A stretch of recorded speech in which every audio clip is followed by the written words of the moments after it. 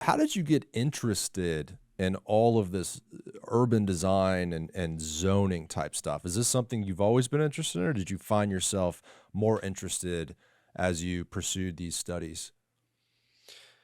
Yeah, I mean, early on, I've always really loved cities and cities as this place where I think people can realize their full potential and find the perfect job for them and the perfect partner and the perfect community. So cities I've always been just fascinated by. I love cities. But around the 2010s, I mean, of course, growing up as I did in the 2000s with the housing bubble, questions around housing and housing affordability have felt just sort of like permanently on the background in my life growing up, right? And then certainly moving to places like DC and New York, this becomes a lot more sort of practical and less theoretical, right? I always say housing affordability is a great issue because you get re-radicalized on the first of every month.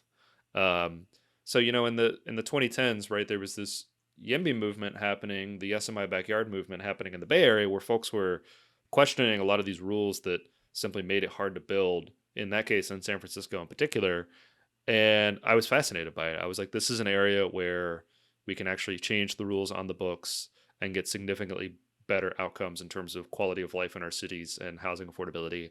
It seemed like an issue that was working across the aisle. At the time, I'd been working on marijuana policy, which was also increasingly bipartisan and increasingly reflecting a consensus. And zoning reform and housing reform felt like it had that quality to me. And so I decided to throw myself into it and become an expert on the topic and be a part of the reform movement. And it's only picked up in the 10 or so years since. It really has. I mean, especially maybe in the last 5 here in Florida. I think California and in the West Coast in general and in the Northeast, because they've been used to it, they're a lot more progressive in their thinking about these sort of things. Whereas in the South, they're a little bit more held back with some of these new ideas in general, but especially new ideas regarding urban planning. Growing up in Florida in the 90s and early 2000s, even in urban areas, even in the cities, things felt very suburban. Here in Tampa, we had Hmm. developments even downtown that were drive to. It was like you build something in a downtown with concrete walls around it, no walkability on the outside. You drive to, park, do your thing, get in your car and leave. And in the last few years in Tampa, we've had a lot of developments that are the actual opposite of that approach, where you're building a development to be connected to the surrounding neighborhood, to be connected to the surrounding storefronts. And the developments being built now seem like puzzle pieces versus back then they were just these like destination places.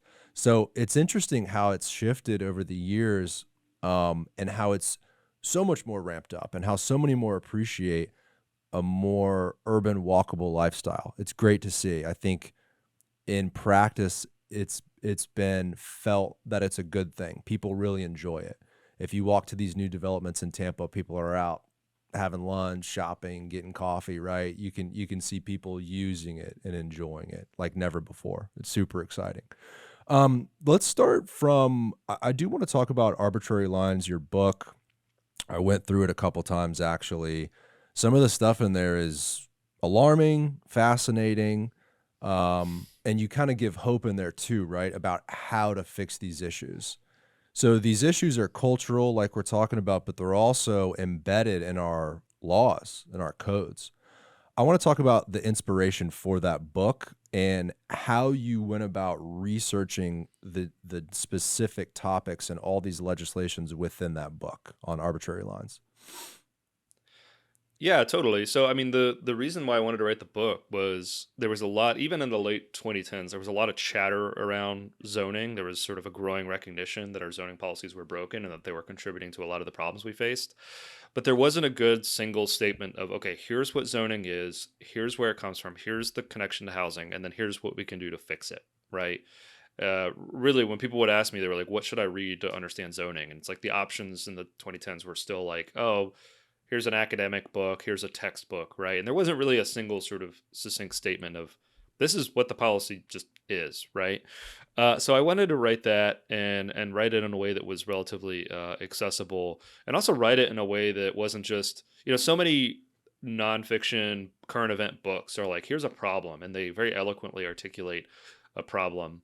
And then maybe there's like a final chapter or like an afterword of like, oh yeah, by the way, here's how I think you actually solved this thing.